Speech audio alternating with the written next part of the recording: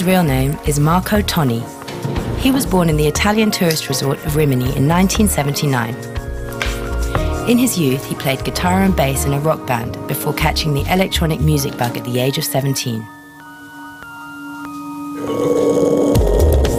Musically, his productions move somewhere between minimal, house and ambient. His music leaves a lot of room for individual interpretation. The charming Italian releases his tracks with labels such as Dumb Unit, Trenton, Regular and Persona, the label he runs together with Stuart Walker. But music isn't his only passion. The literature graduate is also heavily into books.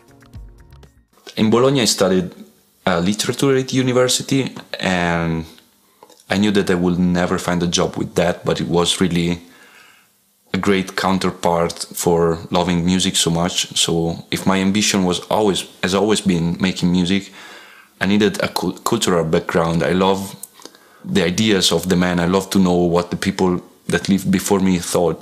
That's why I love books, because it makes me feel I know I'm living forever. I lived 2,000 years ago. I live in another city. And so I will never do anything with my studies, but I think they in some way are present in the music I do.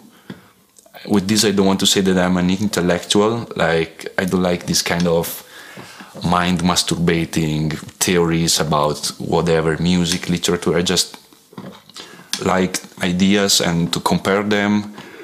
And in some way it's hard because the music is without words. I don't sing and I don't write lyrics.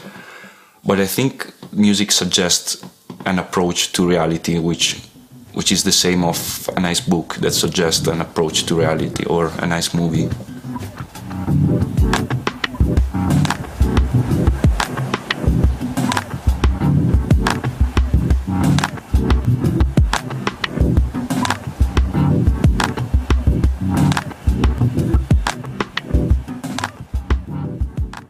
My production style, it's basically coming from far away from techno and electronic music, and being techno, the last step I took to music.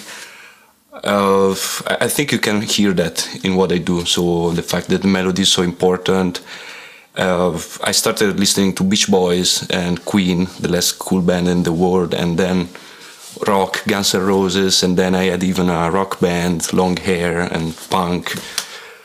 Electronic music is the last stage, and for me is also the most complete way of making music, like being a director in front of an orchestra. But yeah, I think that brings into one person's music something more, like some more layers and some more structure. I love songs and I love albums, that's why I try to put that even in tracks that are thought for a DJ or for a club.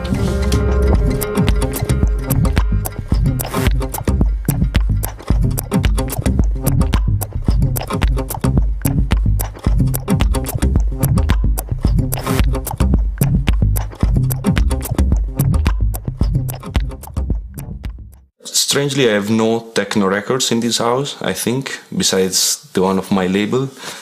I'm listening mostly to jazz. Miles Davis is my god, and I have Coltrane, Davis, and a lot of this stuff, Sun Ra. And also ambient electronic music is definitely what I'm listening to. In the last year, I discovered much more black music I love. Like, I never listened in my life to so much soul and funk, and now I'm loving it. Like from Jill Scott-Heron, Stevie Wonder, all the Motown stuff. This is the thing I'm trying to dig right now. It's important when you do a genre of music which is like purely electronic to listen to something else, because you need to collect ideas, not to copy other people's styles. So yeah, that's where I find my inspiration now.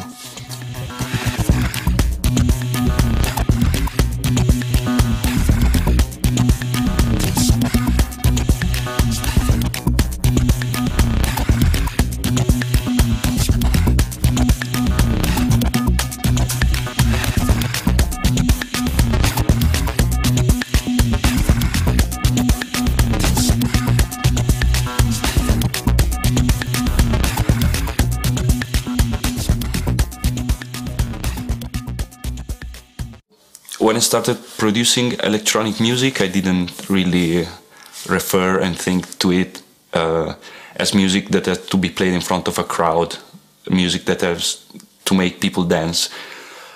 After moving to Berlin progressively, loving the clubs and loving so much the atmosphere of the clubs, my music took a more dance step. So now I'm like split in two, but I think I really try to put the same approach to sounds, the same kind of approach to arrangement and song structure, developing of a theme into both sides. So while on the albums, I'm definitely sounding more home listening. Then I have also to keep an eye for the DJ when I do like music for vinyl. And I think it's both sides stimulate the other. So ideas that I have while I'm producing a techno track, then I try to put them in a different context. So I don't feel there's a kind of contradiction between the two things. It's mostly, I think I need both to keep on making music and not repeat myself.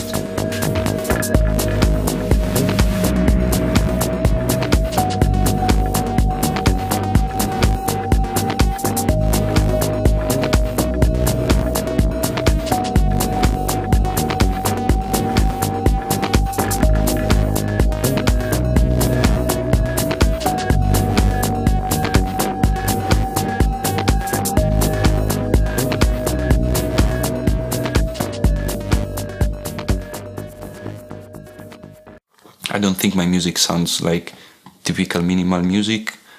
The rhythm is important, but it serves the melody and the structure of a track. There's too much music for me that is just about a rhythm, and not hearing a single note, a single theme, it makes me feel like this is a bit poor. There's a lot of people that can do it so perfectly that it's like every single rhythmic sound is singing and talking, but most of the time it's just this doomed to last 3 months and then it's forgotten. I really always try to put in every track, I hope I make it, but I try to put in every track some elements that suggest something else, that I really want my music to last.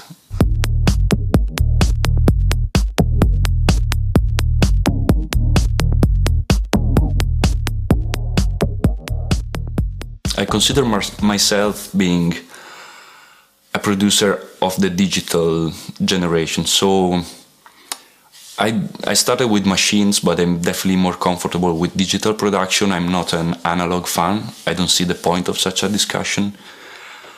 I'm using Ableton Live since a couple of years and I love it because it's like sketching with a pencil on paper. It's so easy and I don't have to think how to do something. I just have to have the right idea and then it comes out.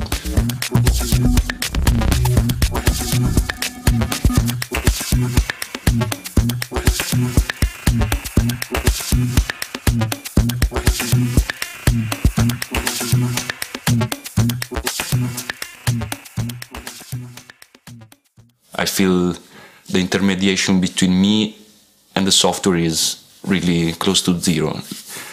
So basically I work a lot with my mouse and with my keyboard and with some real-time controls, but it's definitely more plug-in and software oriented.